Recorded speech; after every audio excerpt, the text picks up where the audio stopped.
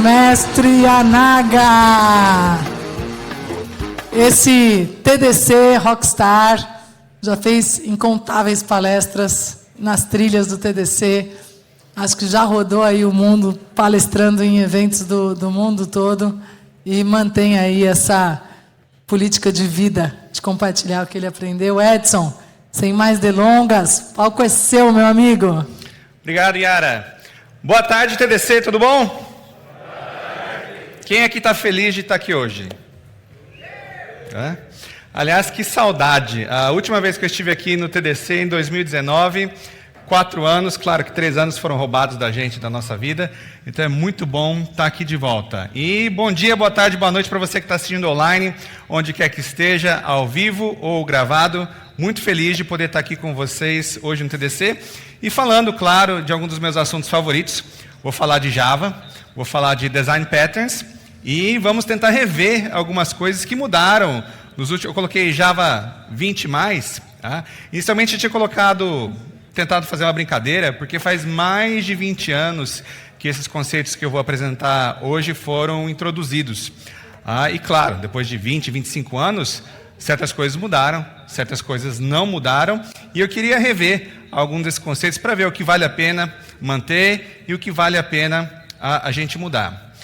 Sou Edson Yanaga, aqui os meus dados de contato, eyanaga@google.com, @Yanaga. Se vocês quiserem entrar em contato comigo, por favor, no LinkedIn também, digita Yanaga, que deve ser um dos poucos que estão lá. E hoje eu sou Developer Relations Engineer, sou um engenheiro de relacionamento com o desenvolvedor, responsável pelo Google Wallet. Então, a próxima pergunta que eu vou fazer é: quem aqui tem um celular Android? Ótimo. Quem tem Google Wallet instalado? A gente pode melhorar, hein? Pode melhorar. Então, quem não tem ainda, por favor, instalem. E se vocês quiserem ver, daqui a pouquinho lá no Innovation Lab, eu vou estar falando um pouquinho mais sobre carteiras digitais. Então, vamos fazer uma revisão aqui sobre o que são Design Patterns. Então, Design Patterns, esse livro, mais de 20 anos, um clássico, mudou a minha vida, mudou o jeito de eu enxergar como desenvolver software quando eu conheci esse livro. Então, o livro é escrito pela Gangue dos 4, Gang of 4, inicialmente escrito em C++. Então, na época não tinha literatura em Java, até porque Java ainda estava começando quando o pessoal acabou lançando o livro. E quando a gente tentava aprender Design Patterns, já tinha aquela barreira, né? Os exemplos todos em C++, e em Java a gente já fazia um pouquinho diferente. Então, ao longo dos anos, a gente teve que ir adaptando aquele conhecimento para ver como que a gente implementava com os recursos da linguagem. E claro que vários livros foram escritos ao longo do tempo em como fazer Design Patterns em Java, e com as novas versões que foram sendo lançadas da linguagem Java, né, novos recursos, sugerem novas formas de implementar as mesmas soluções. E alguns problemas até que a gente tinha devido a limitações da linguagem, hoje nós não temos mais. Então, se você não tem um problema, você não precisa da solução que os Design Patterns apresentavam. Alguns outros Design Patterns, aqui, o Gang of 4 trouxe os originais, mas outros livros também trouxeram algo que hoje a gente também considera como Design Patterns. Então, Domain Driven Design traz alguns, eu peguei um do livro pelo menos, que se der tempo eu vou apresentar.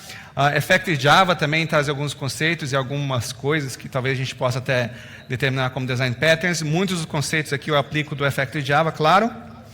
E atualizados para a última versão do Java, que foi lançada essa semana. Foi lançada, hoje é dia 21, Java 21. 2 dias atrás, foi lançado o Java 21. Então, muito daquilo que eu vou apresentar hoje já está utilizando os últimos recursos da linguagem, mas confesso que a grande maioria dos Design Patterns que eu vou apresentar hoje podem ser implementados com versões a partir do Java 8. A grande mudança, talvez, aqui tenha sido a introdução de determinadas classes utilitárias no Java 8 e os lambdas. Então, tentar lembrar um pouco aqui o que é um Design Patterns. Pegando a definição do livro, um Design Pattern é uma solução genérica e reutilizável para um problema frequente dentro de um dado contexto. Eu lembro que quando eu aprendi Design Patterns, uma das primeiras coisas que eu fiz foi voltar para o escritório, que eu tinha aprendido, nossa, fantástico, etc e tal. Porque eu voltei para o escritório, olhei a base de código lá do sistema e fiquei tentando caçar problema para poder aplicar o Design Pattern. Motivo, queria mostrar para os outros que eu sabia. Né? É um péssimo motivo para você utilizar Design Patterns. Por quê? Design Patterns é uma solução genérica utilizada para um problema. Se você não tem um problema e tenta utilizar um Design Pattern, meus parabéns, você criou um outro problema. Dentro de um dado contexto, se você tenta aplicar uma solução para um determinado problema no contexto errado, lembrando que Design Pattern não é ele cura todos os males do seu código. Design Pattern, se você lê o livro, na verdade o livro é um catálogo de Design Patterns, é um livro chato pra caramba. Por quê? Porque parece uma lista telefônica. Eu sei que tem gente aí que talvez não tenha idade para saber que era uma lista telefônica, mas quando você lê o Design Patterns, tem vantagens e desvantagens, prós e contras que você tem que saber quando você está aplicando aquela solução. Mas eu acho que o grande benefício, principalmente para quem é mais experiente nos Design Patterns, é que Design Patterns permitiram que a gente criasse uma linguagem de padrões. Então, antigamente, quando o pessoal não conhecia o que era Design Patterns, você tinha que descrever o problema para a sua equipe. Então, estou com um problema aqui, que é mais ou menos assim, eu tenho esse código, mas dependendo da situação em que o sistema foi configurado, o sistema ele tem que interagir de uma forma ou tem que interagir de outra. E esse tipo de configuração ele tem que ser em tempo de execução. Só que eu não quero, no meu código, colocar aquelas linguiças de if, else, if, else, if, else, um embaixo do outro. Você tinha que colocar todo esse contexto, que nós explicamos agora, para poder explicar para os outros desenvolvedores o que era uma strategy, uma estratégia. Então, hoje, quando você quer falar para os outros, não, estou com problema tal, estou utilizando strategy, mas está acontecendo isso ou aquilo, ou para sugerir para os outros desenvolvedores, esse código aqui, esse problema, acho que você poderia resolver com um strategy. Você economiza ali uns 10 minutos de discussão, porque as pessoas já sabem o que é um padrão strategy, o pessoal já sabe o que é um command, o pessoal já sabe o que é um chain of responsibility, uma corrente de responsabilidade. Então, para quem é mais experiente, o fato de você ter uma linguagem de padrões é um dos grandes benefícios de utilizar Design Patterns. E eu vou apresentar agora alguns dos princípios que eu utilizei para propor algumas soluções revisitadas para os nossos Design Patterns. Primeiro, que até do livro original, favorecer composição ao invés de herança. Eu até acho um desserviço, né, quando a maioria, pelo menos aconteceu comigo, quando aprende orientação a objeto, o primeiro princípio que você aprende é herança. Quando, na verdade, o mais importante é polimorfismo. E a gente aprende depois como é que a gente pode compor elementos para resolver um determinado problema.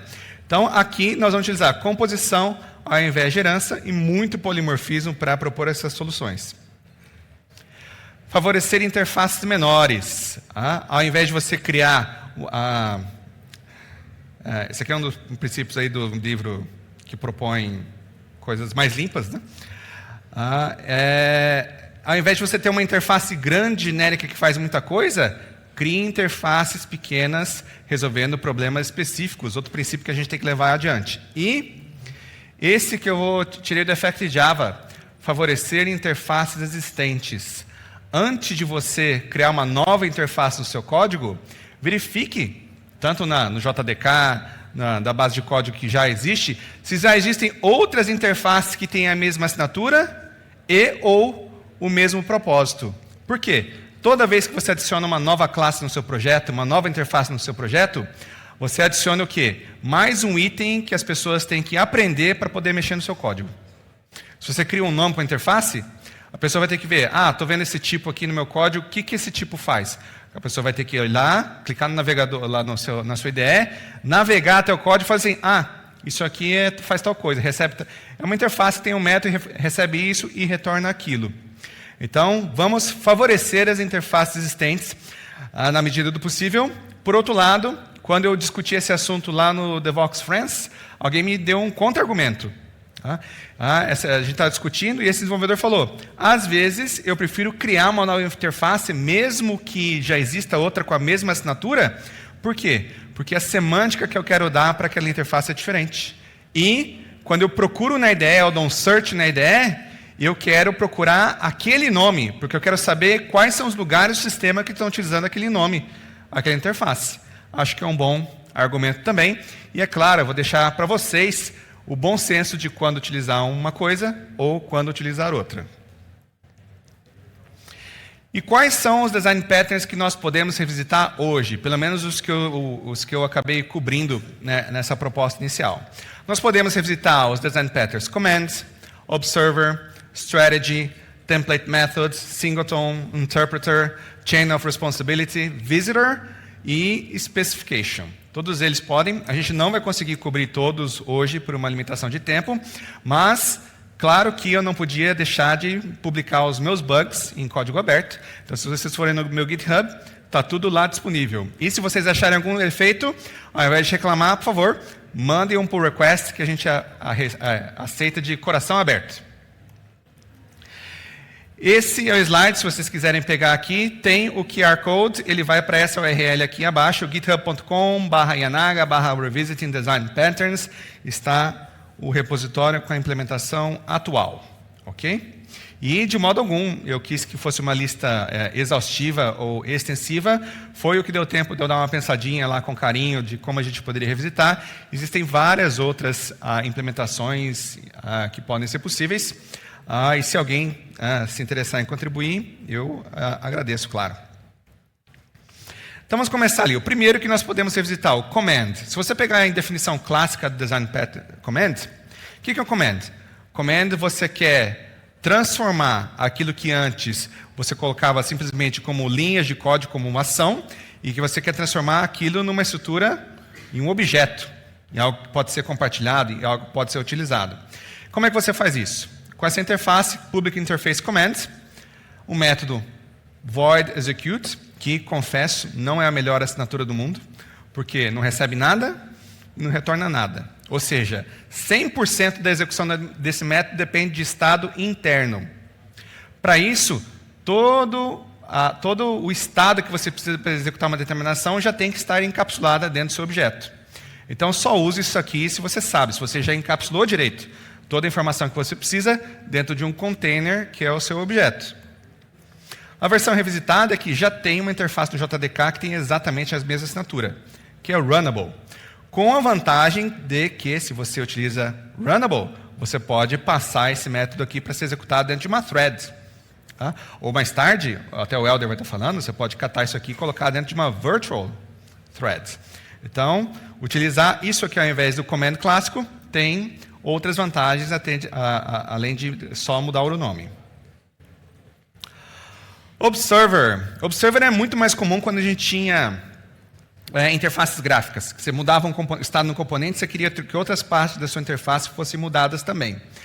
E em sistemas corporativos é mais raro a gente utilizar o Observer, mas o interessante é que o próprio JDK do Java já tinha uma implementação do Observer, que você, de modo algum, deve utilizar agora em 2023, porque ela é deprecated, ela é depreciada, tem uma série de problemas que você não deve utilizar. E a assinatura clássica da interface Observer, e tem, no mesmo pacote, tem uma classe chamada Observable. E alguns dos problemas do Observable é que, primeiro, não é thread safe, a implementação do JDK, e a ordem de iteração não é garantida. Toda vez que você roda, ele tem uma ordem diferente. Pode ser perfeitamente normal, é aceitável para você, para muitos outros casos não é. Por isso que o JDK não tem mais uma implementação de Observable. Por quê? Porque varia tanto os requisitos de Observable que é muito melhor você, como desenvolvedor, decidir como é que você quer implementar o seu objeto observável. Olhando essa assinatura, o Observer ele recebe um argumento do tipo T e retorna void. Olha só, desde o Java 8 a gente tem um método que tem a mesma assinatura, que é Consumer. Também com generics, recebe um tipo T e retorna void. Ao invés de utilizar aquela interface legada, utilize o Consumer. E vocês vão notar que, eu acho que no JDK 8, nós tínhamos cerca de 39 interfaces funcionais. Agora no Java 21, a gente provavelmente deve ter um pouquinho mais. Gente, já são 39 interfaces que você tem que aprender. Por isso que eu coloco, favoreçam interfaces existentes. Porque depois de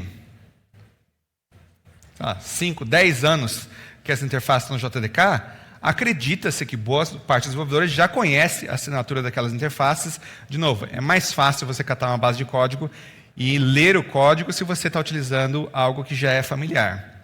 Para você que está mexendo na mesma base de código há 5 anos, não faz diferença. Para o programador júnior ou para o programador sênior que foi contratado agora para trabalhar com você, isso faz muita diferença. Ou para o pessoal que tem a memória mais efêmera, talvez faça muita diferença para você quando você olhar o código daqui a 6 meses também. Então vamos lá, para os mais interessantes. Strategy, vamos ver a implementação. Como é que a gente implementava a Strategy há 20 anos atrás? Você fazia o quê? Você ia criar uma interface. Eu coloquei aqui, todos os exemplos aqui eu estou utilizando o Google Wallet. Tá? Então, você tem uma interface com um método, você tem uma assinatura, que recebe o quê? Recebe informação de passe, ele vai retornar uma string que você pode colocar na sua carteira digital no celular. Só que aqui no caso do Google Wallet, a gente tem 2 jeitos diferentes de criar passe. Você pode criar o que a gente chama, né, que é uma definição autocontida, que tem todas as informações do passe que você colocar na sua carteira digital, numa string só, ou você pode mandar para a API toda essa informação de modo prévio, ele retorna um ID, um token, e você só precisa passar o token para o seu celular e ele já adiciona o passe na sua carteira. 2 formas diferentes. Qual que é melhor, qual que é pior? Não tem melhor pior.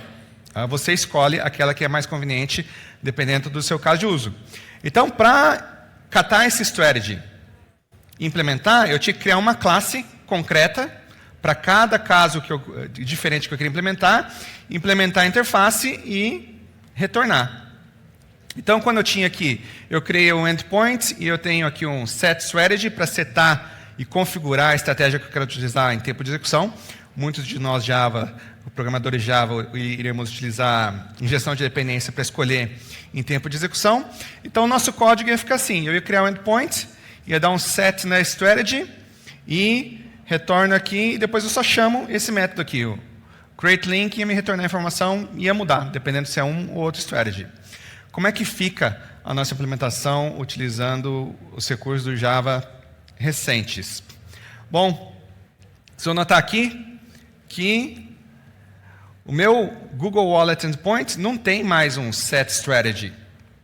E eu não criei uma interface adicional no meu código para poder criar um strategy. Porque se vocês olharem a assinatura que eu tinha aqui, olha só, eu criei uma interface que recebe um tipo e retorna outro. No Java 8+, qual que é a interface faz a mesma coisa? Function.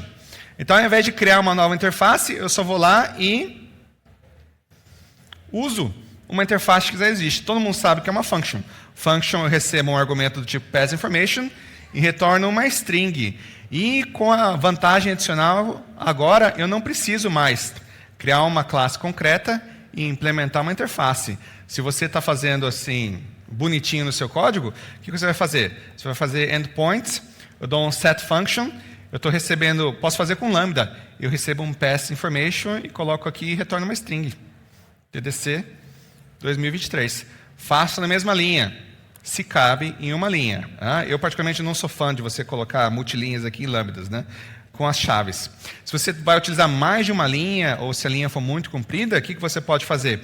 Você pode utilizar method references. O que você faria então? O que eu faria é, ao invés de criar várias classes concretas, e cada um com uma implementação diferente, se o seu código for conciso o suficiente, você pode criar uma única classe, que o desenvolvedor vai poder enxergar na tela, em uma única tela da IDE. Você cria aqui e você cria os métodos que você quer utilizar. Por exemplo, aqui se eu quero utilizar a estratégia do passe completo, eu crio um nome chamado completo. Se eu quero utilizar a estratégia dos passes pré-criados, eu crio os pré-criados. Se o seu método for autocontido, ou seja, não depender de estado externo para resolver o problema, você cria um método estático. Se você depender de estado externo, você cria um método de instância, igual esse daqui, e você injeta nessa classe o estado que você precisa, muito provavelmente com injeção de dependência, porque você precisa acessar um banco de dados, uma fonte de dados externa, alguma coisinha. E na hora de utilizar o seu código, você pode fazer da mesma forma. Endpoint, Set function, olha só. Se for um método estático, eu só preciso colocar aqui add to Google Wallet link complete. Certo? E se for algo de instância, você já vai ter criado a sua instância. Eu vou fazer aqui na linha só para simplificar. Eu posso criar um novo objeto, pego aquela instância, pre-created. Ok? Então, essa é uma forma diferente de você utilizar Strategy em 2023. Joia? Qual que é o próximo? Template Method. Template Method a gente usava exaustivamente no passado e a recomendação que a gente tem hoje é não use Template Method. Esse Design Pattern é para você riscar do seu portfólio, porque esse aqui é completamente ultrapassado. Como é que a gente fazia Template Method? Aliás, que problema que ele resolve? Primeiro, voltando aqui na nossa IDE, se eu catar o Template Methods, ele era utilizado em qual situação? O Template Methods, ele é um problema assim, você tem várias rotinas diferentes, só que em todas essas rotinas, elas têm um pedaço em comum. E geralmente esse pedaço em comum é no começo do método e no final do método. Só muda um miolinho. O resto é tudo igual. Nesse exemplo aqui, olha só, eu tenho um template que é, para criar um passe, você tem que autenticar na API. Toda santa invocação tem authenticate e é igual para todo mundo. Depois você vai lá e cria, varia de acordo com o strategy que você escolheu, e depois aqui eu só pedi para imprimir na tela. Então o começo e o final é tudo igual, você varia o meio. Você vai copiar e colar o código? Muita gente copiaria. O jeito melhor de você não ter que ficar fazendo isso é você criar um Template Methods. Em implementação clássica é o quê? A parte que varia, você cria o quê? Um método abstrato. E no livro original é sempre assim. O nome do método é createPass. O método abstrato é doCreatePass. Então você coloca aqui a assinatura e o retorno. Como ele é um método abstrato, o que você tem que fazer? Você tem que criar uma classe concreta que estende essa classe abstrata para cada um dos seus casos de uso. Foi o que eu fiz aqui. Se eu quero criar um passe de fidelidade, eu tive que criar uma classe concreta aqui. Se eu quero criar um ticket de evento para colocar na minha carteira, eu tive que criar uma outra classe. E o que muda? Muda só a implementação daquele método. Aqui eu fiz super simples, ele só está retornando o método de string.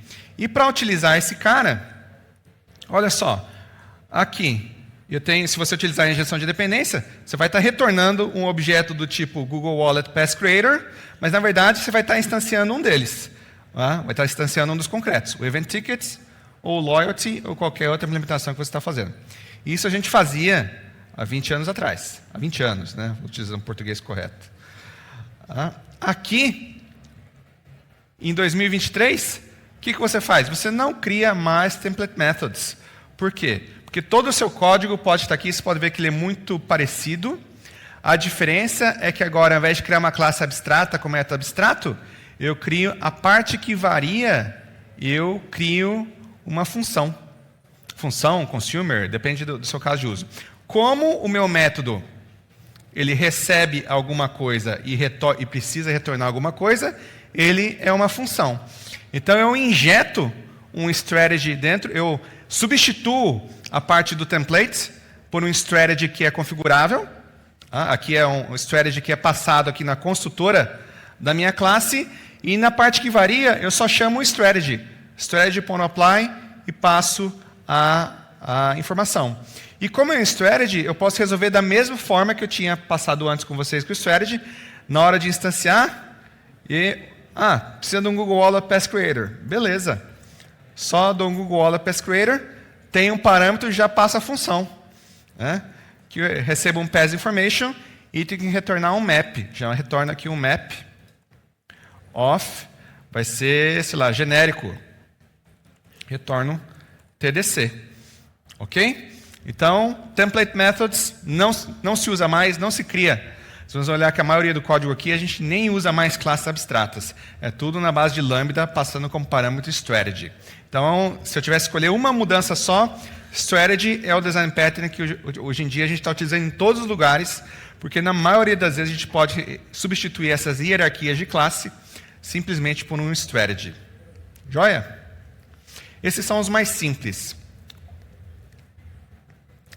Singleton. Singleton não deve ser novidade para vocês, porque a implementação do Effective Java já tem anos. Mas só para deixar registrado, antigamente o Singleton a gente fazia assim. Tá? Criava uma propriedade static find, uma constante, chamava aqui de instance, podia ser lazy instantiation, podia ser inicializado aqui na classe, etc e tal. Daí você tinha que sincronizar depois ou não. Um monte de problema, né? Se você tinha múltiplas VMs, etc e tal, que alguns de vocês devem ter passado. Essa implementação legada, não utilizem porque tem um monte de problema. Tá? Aliás, essa implementação não garante que você tenha um singleton. Se você leu o Effective Java, você vai ver que se a sua VM, se o seu processo em algum momento tiver serialização, você tem um servidor de aplicação, ele usa passivation, activation, você usa migração de sessão, se você implementou desse jeito, você não tem um singleton. Você vai ter N instâncias de memória. E pode dar problema, porque eu já tive esse problema em produção. Então, avisando que não façam isso. O jeito certo de você fazer um singleton é o quê? Eu quero essa classe, quero criar um singleton. Não é para... Você só muda o class ali para um enum, um enum, e chama de instance. Pronto. Com todas as garantias que a máquina virtual tem.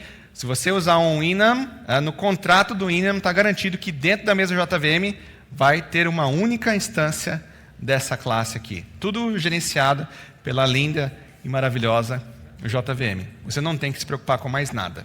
Okay? Então, singletons, desse jeitinho aqui. Qual que é o próximo? Interpreter. O interpreter, eu vou pedir permissão para vocês, eu vou pular. Porque, sendo bem honesto, eu coloquei aqui porque foi muito divertido implementar a versão nova. E vocês podem olhar no GitHub como é que ele é implementado. Mas, considerando na prática, em mais de 25 anos de carreira, eu nunca implementei isso aqui em produção. Então, é só de brinquedo. Então, eu deixo para vocês de tarefa de casa. Vamos para o próximo. Chain of Responsibility. Esse aqui é um tremendo palavrão. Cadeia de responsabilidade. É difícil. Esse aqui o pessoal não usa muito. Acho que o problema é pelo nome e talvez porque é difícil de ter o contexto. Qual que é o problema que o Chain of Responsibility resolve? Chain of Responsibility, um exemplo bom para ele é: você tem determinadas ações que têm que ser feitas. Existe uma sequência padrão do seu sistema, ou configurável. Aliás, a boa parte dos casos de uso que recomenda a gente... Essa sequência é configurável, mas o primeiro item da corrente que processar a informação, você para o processamento, você não precisa processar os outros. Tem como fazer com um monte de if-else? Tem. Agora, um monte de if-else, um atrás do outro, é configurável? Nunca. Tá? Você pode configurar ali, você entra no código e compila de novo. Em tempo de execução, jamais. O Chain of Responsibility resolve esse problema. E como é que eu implementei aqui no exemplo? Vamos aqui no Chain. Antigamente, para você poder implementar o Chain of Responsibility, o que você tem que fazer? Eu criei aqui um exemplo de notificações, para notificar o usuário. E dentro do meu sistema, você pode notificar o usuário de diferentes formas. Você pode mandar um SMS para o usuário, você pode mandar um e-mail para o usuário, ou você pode mandar essa informação atualizando o passe dele na carteira digital. Só que, supondo que SMS custe caro, ou eu não quero bombardear o usuário de notificação da mesma coisa, a primeira que for bem sucedida, eu estou satisfeito. Se eu mandei SMS e foi, beleza, não vou mandar e-mail, supondo que eu pague por e-mail, ou algo do tipo. Ou eu simplesmente não quero mandar spam para o meu usuário. Então, para implementar esse tipo de Chain of Responsibility no meu código, a minha interface ia ter que ter o método Notify, que é o que passa a informação para ser processada, e o SetNextNotifier, que é para saber quem que é o próximo elo da corrente. E na hora de implementar, olha só, a minha classe abstrata, vocês podem ver, se é abstrato, está em desuso, implementava, a única coisa que ele tinha aqui era o setter, Next Notifier. Porque em todas as classes concretas, aqui, seja a atualização da carteira digital, do Google Wallet, ou e-mail, ou SMS, em todas as implementações eu ia ter que fazer tudo muito parecido. Ia ter que perguntar aqui, ia ter um if. olha, é para habilitar a notificação do Google Wallet? Se sim, faça. Se não, tem um próximo elo da corrente? Tá? Se tem, chama o próximo elo. Se não, no meu caso aqui eu estou dando uma exceção, deu ruim. Tá? Ou pode ser, nem era tão importante, né? Não tem problema. O usuário ele escolheu não ser notificado, então não tem problema. Qual que é o problema dessa implementação de código? Está fazendo muita coisa. Né? Essa implementação que vai ser copiada e colada, e só vai mudar uma coisinha em cada uma das classes concretas, ela está verificando o status da configuração do perfil e passando o processamento para frente. É um método com duas responsabilidades. É meio que o CodeSmell ali. Então, esse tipo de implementação está muito sujeita a bug, porque a grande maioria do pessoal vai fazer o quê? Não vai codar de novo. Você vai copiar isso aqui, colar, vai ver onde que eu tenho que mudar nesse elo da corrente. Para evitar esse tipo de problema, você cria um Chain of Responsibility moderno. Como que é a implementação 2023 da nossa corrente de responsabilidade? Você cria, e aliás, nesse caso aqui, eu não tenho uma opinião firme sobre qual seria a melhor forma de implementar. Uma possibilidade é você criar um record que contém as duas partes da responsabilidade do método. Se nós olharmos aqui de novo, lembra que eu falei que ele faz muita coisa? Essa primeira parte é o quê? É um teste para ver se esse elo vai ser processado. No Java, tem uma interface que testa isso, né? Para saber se você aceita ou não aceita esse objeto, que é o predicate. Então, primeira parte resolve com predicate. E a próxima parte? A próxima parte é consumir o evento, né? Consumir o objeto que vai ser colocado. Se vocês olharem aqui a implementação legada, eu cato isso aqui, cato o objeto, passo o meu argumento e morreu. Ele processou. Ele salvou no banco, ele mandou para algum lugar, ele mandou imprimir, qualquer coisa. Então, ele consome o evento, ele é um consumer. Então, a nossa solução tem duas partes. Você tem um predicate e tem um consumer. Você pode colocar num record. Já vi gente fazendo isso. Bacana. Ou já vi gente implementando de outra forma, que é, você cria a sua classe, que é o seu elo da corrente, e você implementa ambas interfaces dentro da mesma classe. Então, aqui você implementa o consumer e implementa o predicate. Eu não consigo julgar, eu realmente pensei muito e não cheguei a uma conclusão de se existe uma alternativa melhor que a outra. Eu cheguei à conclusão que é uma questão de gosto. Aqui, eu implementei na mesma classe. Implementei os dois. Então, quando eu tenho aqui o Google Wallet Pass Update Notifier, implemento o consumer, accept, retorna o quê? Bom, aliás, o predicate aqui, o test, o que é? Ele retorna true se o perfil do usuário habilitou esse tipo de notificação. E aqui o accept, que consome um evento, eu só estou imprimindo, dando um sysout, por preguiça. Estou mostrando, beleza, o seu passo foi atualizado. E a mesma coisa aqui, e-mail notifier, etc. Eles fazem. Mas aqui a responsabilidade está bem definida. Você não tem um método que faz duas coisas. Você tem um método que faz um e um método que faz outra. Na minha opinião, muito mais legível, muito mais fácil de manter. E, na hora de chamar essa funcionalidade na carteira da corrente de responsabilidade, você não precisa implementar a funcionalidade de navegação da corrente. Você utiliza o quê? Você utiliza um stream. Então, como é que funciona a minha corrente aqui? Eu vou criar um stream e vou passar os elos da corrente na ordem que eu quero. Eu vou criar aqui um new do Google Wallet, eu vou criar aqui um e-mail, vou criar um SMS. Já está definida a ordem. Se amanhã alguém vem e muda o requisito, e-mail tem que ser o primeiro. Chega no seu código, pode deixar. Estimativa que vai levar uma semana. Você chega lá, beleza, né? Você faz a tarefinha, na sexta-feira você vai lá, terminei. E-mail, notifier. Então, trocar a ordem da corrente é só uma questão de mudar a ordem aqui da linha. Ou, melhor ainda, talvez você vai catar, talvez você vai tirar isso aqui até do banco de dados, né? Porque é configurável em termos do sistema, etc. Então, a ordem da corrente já está aqui. Não está mais naquele monte de set lá que você tem que ficar a corrente e ficar dando sets um atrás do outro. Já tem a corrente. Primeira coisa que eu tenho que fazer, se eu estou pegando um streaming e correndo um atrás do outro, tenho que achar o quê? O primeiro que aceita o meu evento. Find first. O que mais? Aliás, filtro primeiro, claro. Opa. Primeiro eu filtro todos aqueles que aceitam o evento. Tá? E como os streams são lazy, ele não vai passar todos eles, é que eu me adiantei. Depois o find first ele vai fazer o short circuit. Eu estou recebendo aqui, estou recebendo notificação. Ele testa o quê? O user profile. Até o n.test user profile.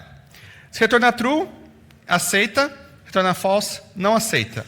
E como ele está processando um atrás do outro, eu só quero dar um find first. Achei o primeiro que aceita. E depois que aceitou, se existir, eu cato ali o meu notifier, n.accept user profile. Pronto. Tá? Aliás, não sei porque ele está colocando esse monte de parênteses, dá para fazer assim. Joia? Então, é a mesma lógica da cadeia de responsabilidade, muito mais legível, muito mais manutenível para você. Falei cadeia, corrente, não sei como traduzir direito, mas chain of responsibility. Cadeia de responsabilidade, corrente de responsabilidade. Próximo, visitor, que inclusive acabei de notar aqui que o... Estourou o tempo? Coordenação? Deu? Pode seguir? Não, porque esse demora, é por isso que eu estou perguntando. 5? Tá. Eu vou comer o tempo que eu tinha para correr para o primeiro andar. Visitor. Visitor, esse aqui é um dos design patterns mais subutilizados ou incompreendidos que a gente tem na literatura. Visitor. Qual que é o problema do visitor? Visitor resolve o problema do double dispatch. Você tem um determinado trecho de código que tem que ser executado dependendo de dois argumentos. Olha só, strategy é um single dispatch. O código que eu vou executar depende somente do tipo em que eu estou invocando o método. Strategy. Eu tenho esse objeto, aquele objeto.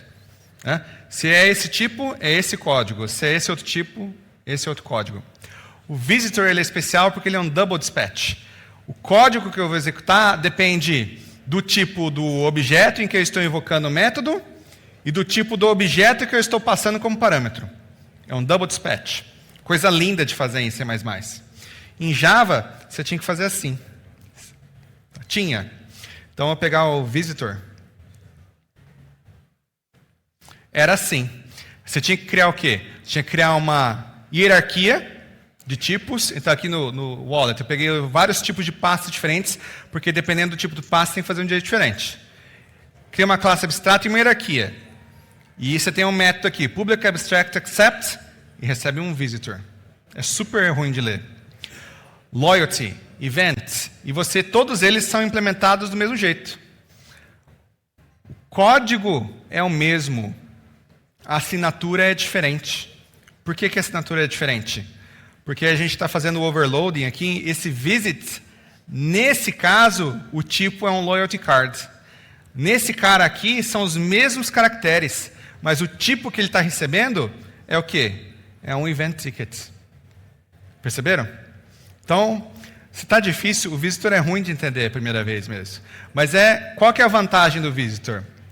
Implementei o visitor em produção na minha vida umas 4, 5 vezes. Tá? Você raramente precisa de um visitor. Mas quando você precisa de um visitor, você precisa de um visitor. Sabe um code smell que é fácil de saber se você precisa de um visitor? Você tem o seu código ali, tem vários ifs, e no meio dos ifs tem um monte de instance of. If, instance of. If, instance of. Claramente é um problema que seria melhor resolvido com um visitor. Outro caso que o pessoal não se dá o toque, pensando aqui em termos de arquitetura. Código é muito mais manutenível se as partes do código que interagem entre si estão colocadas próximas uma da outra. No caso do Java se estão dentro da mesma classe, estão dentro do mesmo pacote. O problema é que muitas vezes você tem um código que você tem módulo X, módulo Y, módulo Z, E você tem uma entidade de negócios que é colocada no módulo Core. Só que todos os outros módulos do seu sistema utilizam o módulo Core, que geralmente são as entidades do sistema.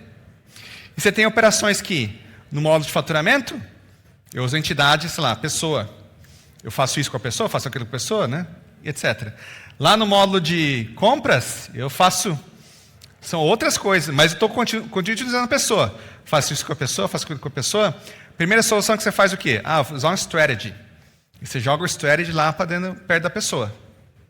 Só que, peraí, mas eu estou usando aqui no módulo de faturamento. Estou usando no módulo de vendas, no módulo de compras, no módulo de CRM. Né? E você começa a jogar um monte de lógica que é dos outros módulos para dentro do pacote Core. Mas eu quero fazer melhor. Né? Daí você cata e joga eles para fora. Daí você perdeu aliás, você jogou lá porque é mais fácil de manter e quando eles ficam longe, fica difícil saber as consequências de você mexer aqui e tem impacto em outro pacote. Qual que é a vantagem do Visitor? O Visitor você pode continuar mudando a operação que você quer, baseado em tipos que estão longe de você, que estão lá no pacote entidade, mas o código da lógica de negócios continua perto de onde você está implementando. E eu sei que o que eu acabei de falar é super abstrato de visualizar se você não tem uma base de código real. Então, eu só vou pedir que vocês acreditem e tentem visualizar nessas poucas linhas de código que eu vou implementar agora bem rapidinho. Tá? Qual que seria e para ter os mesmos benefícios que o Visitor trazia antes, eu posso fazer isso aqui em 2023, com Java 21. Tá? Então, aqui eu tenho o tipo que varia. Eu tenho o Pass. Vocês podem ver que eu continuo tendo ali o Loyalty, Event Ticket, Generic Pass. E com a vantagem que eu criei aqui uma Sealed Class. Por quê? Porque eu queria usar um recurso novo. Tá?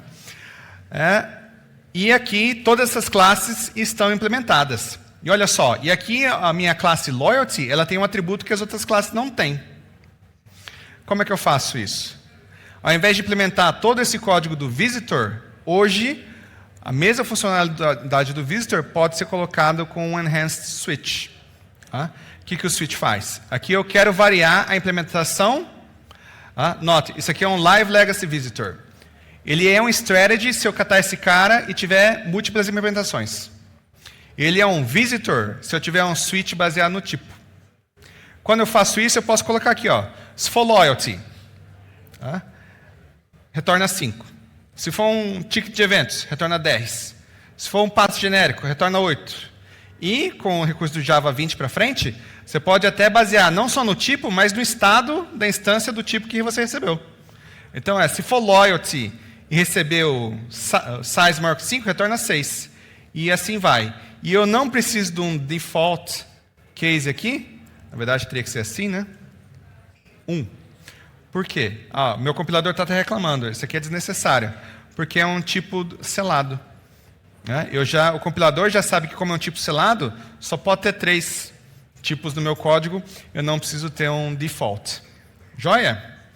Sei que foi muito rapidinho, gente, mas eu peço que vocês olhem o repositório no GitHub e processem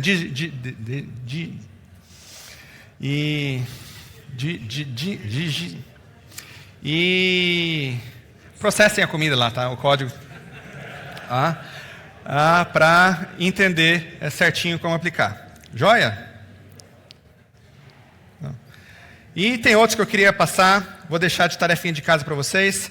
Pessoal, muito obrigado. Se vocês quiserem saber mais notícias e informações sobre o que eu estou fazendo no Wallet, é só se inscrever na newsletter que o QR Code está na tela. E espero que vocês tenham um ótimo resto de TDC.